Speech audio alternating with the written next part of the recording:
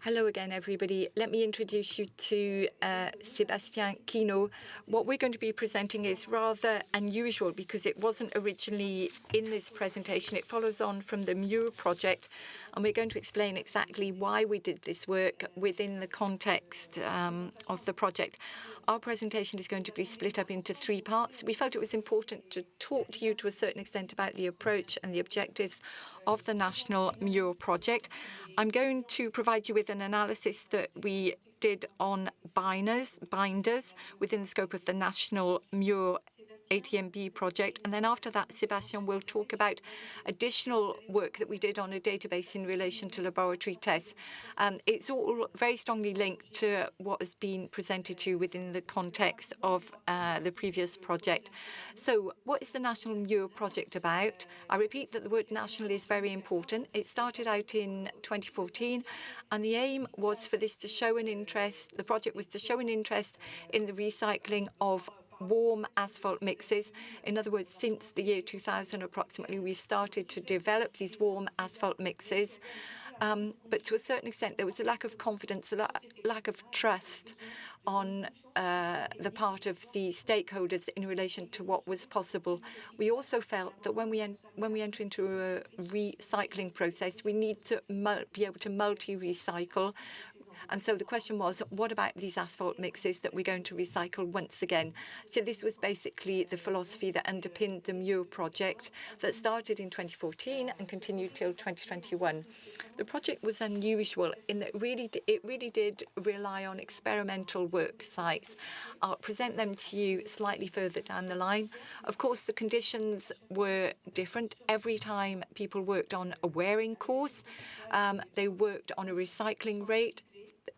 We also referred to the fact that it was 40% recycled or 70%, for example, hot asphalt mixes or warm asphalt mixes. And with the warm asphalt mixes, we specified whether it was with foam or not. And the sampling process was completed. The analyses were performed in a laboratory based on samples taken from the site, but also products were manufactured in the laboratory.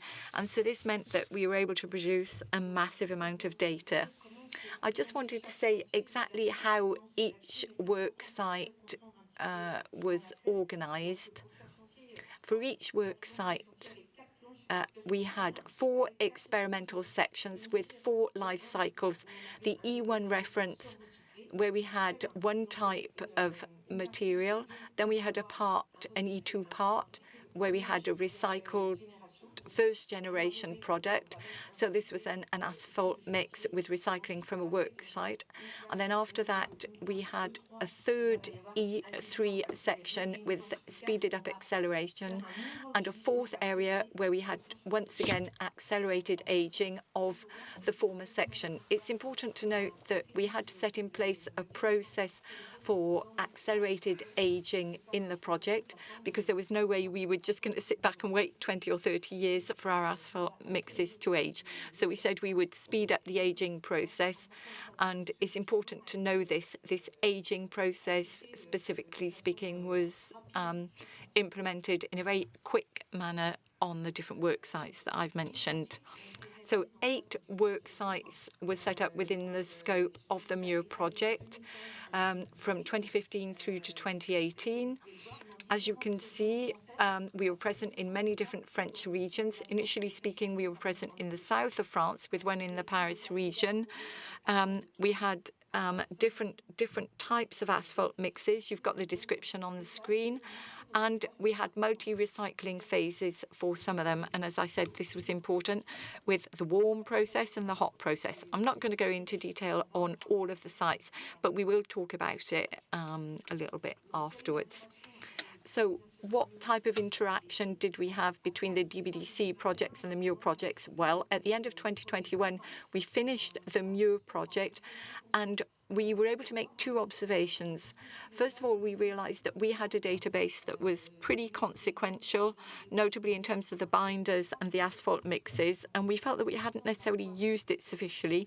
So we were looking for the best method to use it, knowing that the MURE partners are also often DVDC partners. So we felt we could put together an expert group made up of the MURE people and DVDC people. There was also money left in the MURE project, so it was quite nice to say, okay, we've got a bit of money that we can hand over to DVDC so that they can launch new projects.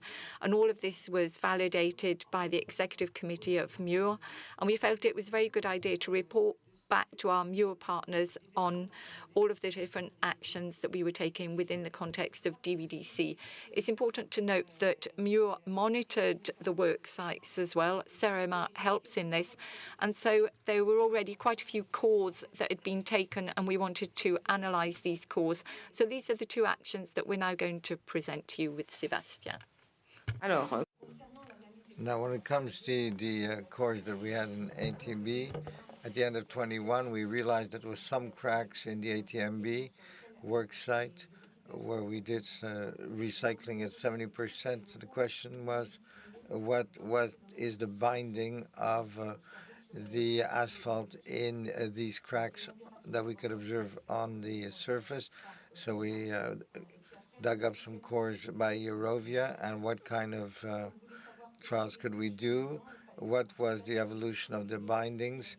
We had to use as benchmarks some of the former studies in work group 5 that looked at the monitoring of work sites, and we defined different trials, trying to have that where we had extraction recovery on the binders, and that was done by the CEREMA in Autun. It's not the same lab as the one that did the extractions during the National MURE Project and the characterization for penetrability, ring and ball softening, and that was done by CEREMAX in Aix-en-Provence, the carbonyl index by the an IR spectrometry by ESTP. We had a work group where we had Stéphane Faucon-Dumont, who's here, and I'd like to thank him, even if it's part of a company, is the PN DVDC, and he worked a lot on GT5, and his help was really precious to analyze the results.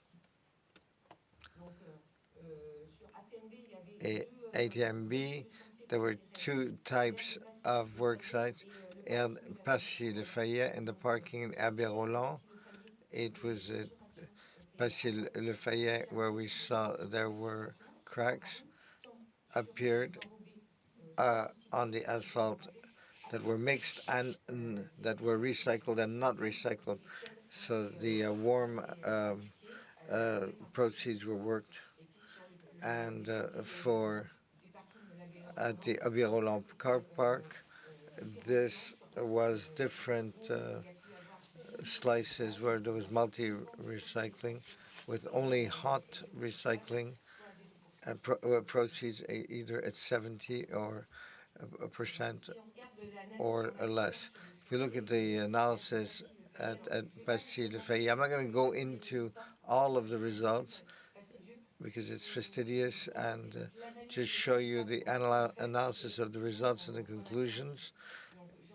I remind you that this work site are warm asphalt mixes with foam, and so it's 3550 that was used for 70% RAP, which was 162.20 asphalt mix to compensate the hardness of the binder. And the two zones, there was healthy and cracked zones.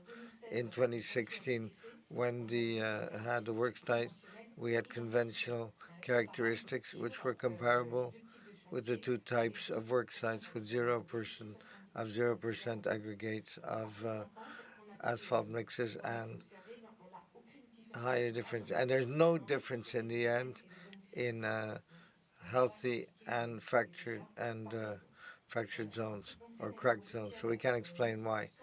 With foam without aggregates, there's a small difference, and then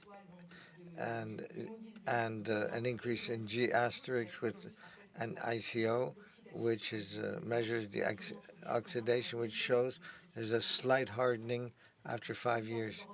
For the foamed warm mix asphalt R70, we had a binder that was softer than the initial binder in 2016, which can give us an indicator, and we interpret that at the heterogeneity of different sampling zones. For the Abbé Roland car park, those are just hard mix asphalts with multi-recycling, the process that we'd used to age in situ our asphalt mixes. There's no cracks. We hope there won't be any. The characteristics for convectional, there was a logical evolution, G asterisk that goes up, but for the ICOS, in oxidation, there was a lowering, which was upsetting. So we looked at our 2016 samples. So same analysis, same lab, and same methods, and we confirmed these results. So we think there are different factors that not be considered. We have a high level of recycling. We have an aging procedure in situ, which with thermogeneration, which showed some heterogeneity on aging phases, which can explain these carbonyl fluctuations. It's not necessarily the same laboratory that made the extractions. So for the analysis of the cores, the idea was to look at the role of the binder, and to explain the role of the binder, we have to go coring, extraction, recovery, and the coring is not delicate, but the extraction are also manipulations that are quite delicate, and you have to do properly. And it's very important. We were able to observe no difference between the healthy and cracked zones, and we showed a certain number of inconsistencies on the CO indices, which we can explain by the accelerated aging on the asphalt mixes, and gave us some heterogeneity. We probably will have to look at these sites more on the long term to see where the cracking problems originate.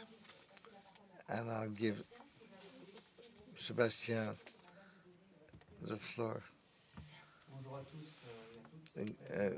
Hello again. For the second part of our demonstration, we'll look at the database in relation to the MURE laboratory. Like Anne said, to begin with, this project was between 2014 and 2021, and during that time, there were a certain number of experimental campaigns that were done in different studies, and from there on, the objective of this work group was to put together a database that will recover all of the data from the different study programs. To do that, we had access to three sources of data.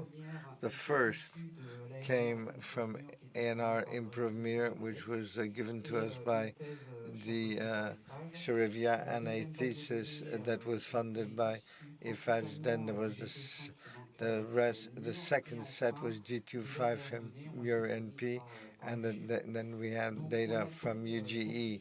We were able to establish a 24-column table with 15 trial results and 9 informational sources.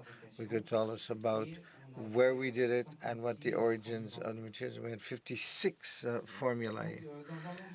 In an ideal world, we would have liked to exploit the entire table. One of the main reasons was that in a study program, we had a series of trials which were not the same in another program. So we had, in a series of data, we had missing slots, so we couldn't really analyze everything. So we were able to break this up into 3 sub-bases, and with the common base, the MURE NP. The first is simply the database of 28 individuals with the binder characteristics, water sensitivity, and asphalt mix modules. The second database, we injected the data for improv MURE, which meant a lot of things. So we lost the sensitivity to water. And the last database was we aggregated EGE to focus more on the fatigue of the asphalt mix. So for each base, we had a statistic analysis. Given the time I have, we're not going into detail, but to give you the results, I'll present the methodology that was rolled out for this statistic exploitation. We see the 3 boxes that were respected. The entry point was in univariate analysis. We'll look at all the variables one by one, and then we'll observe through graphics the distribution of the variables, how they are organized in terms of the data, and potentially identify the points that we might have to correct. Then we looked at a bivariate analysis, but it's one variable at a time. We'll look at couples, and from this we can measure the linear links that unify these two. We used a correlation matrix, and we saw a different method this morning for the cross-reference of Raptor, where we have a matrix of a point cloud, so it looks about the same as we had correlation coefficients, and that allows us to show in the grid, in this matrix, all the variables that are correlated. With this tool, we'll be able to evaluate the level of the linear links of the database and of the table. And after this visualization, we went to the next level, which was the multivariate analysis, where we'll describe the totality of our tables. At the beginning, it was a very, less conventional method. Since Rodrigo's presentation, who represented the 2 techniques, which I'm going to look at just after that, by beginning with analysis by main components. This is PCA is often used in a descriptive analysis when you have a multidimensional table where you have the information that can be rich but diluted and redundant.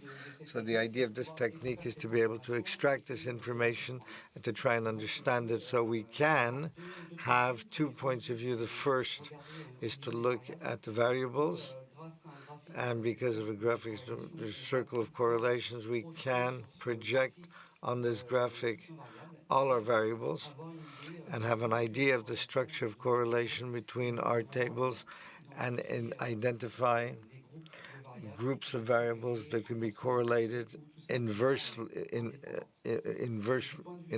method or independently for the individuals. That's what Rodrigo showed in the mapping. We can observe homogeneous and individuals that are atypical. Their characteristics, they're very different from the rest of the population. To summarize all of this, the ACP, what does it do? It goes to reduce the dimensionality of a table, try and summarize that, and we'll change the vectorial space. We'll work on new factors, what they call main components, principal components, which are linear combinations of variables. And because of the 2 graphics I've mentioned, we can visualize for 2 or 3 main components our data, and that will allow us, while having in mind to deform as little as possible reality. What I like to do as a comparison is to make a comparison. When we make a photo, we try a picture in 3 dimensions, and we retranscribe it in a photo that's 2 dimensions without realizing that it is a type of PCA because we reduced the dimension from 3 to 2. For a bad photographer, we'll have an angle which will deform reality and will have a bad representation of reality.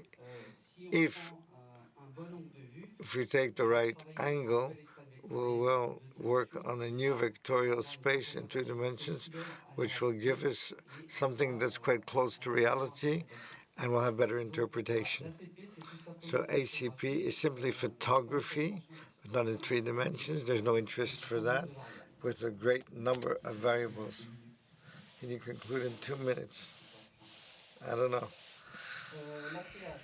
So AHCA, it's a agglomerative hierarchical cluster analysis, which is an iterative technique to illustrate the function of the algorithm. We have two variables, x1, x2. We projected 5 individuals, which are groups of 1 individual. The algorithm will calculate the distance between all the groups and the minimal distance between that separates 2 groups. Once they've identified these 2 groups, there'll be a group of 2 individuals. Will be reiterate, and then have 4 individuals, and they calculate all distances and have the minimal distance. And we have a new group, and this will begin until we have 15 groups, if I've understood. Once we've done that stage, we'll use techniques which will allow us to optimize the number of clusters, the number of classes, to by optimizing the number of classes, we'll try to reduce the number of clusters, which will have the smallest variability between the groups, and then we'll have a variability as wide as possible to be as dissimilar as possible. Once we have done that work, we'll then try and interpret our clusters. And as we say here, the algorithm will try and put cluster groups, individuals with common characteristics. So we expect to have in our cluster asphalt mixes that have common characteristics, which have mechanical performances that are close to each other and binding characteristics that are quite close. And from that point on, we'll agglomerate aggregate all this work to have observations and conclusions, which I'll show you later. Before that, just to come back to have a feedback from the study. When we began this work, we began with nothing. We had to constitute this database, and the data was accessible because of the archives, but it was in PDF or Word and not often in Excel files. And we had to look at all of this data. And I'd like to thank Stéphane twice because this was done very long and very meticulous. Thank you for Anne for having read over everything to make sure we didn't make any mistakes. And as I was saying previously, we want to exploit the entire table because simply in certain trials, these were not carried out. We had very diverse methodologies and different types of fabrication, so we couldn't really cross over all of the results to conclude which is valuable in the scope of this study. We weren't able to show multi-recyclage on the asphalt mix performance. We were able to show that there was an effect on manufacturing because when we measured the modules on asphalt mix done industrially, they were superior to the modules that were measured of mixes made in the laboratory for the aging protocols. We realized that RELAM was much more severe, that accelerated aging on site, and the incorporation of aggregates of mixes tended to improve the performance, especially for modules and modulus and fatigue. In terms of perspectives, all the problems we had during the study, it seems to us that you have to integrate upstream of the project one aspect, which is to define a statistic that allow you to establish all of the objectives and to look into detail how to make up the database with certain constraints. With 3 items, first of all, to have homogeneity of the tests in the operating procedures and methodology, also to rationalize the data storage systems, rationalize as much as possible to have a common trunk of the trials in the programs, because if we want at the end of the project to compile and use this data globally, that can be done, and then in the end, this was discussed to have a standardized the database, which allows to give us the gross format and to exploit the tables of the data. I tried to go as quickly as possible. Thank you.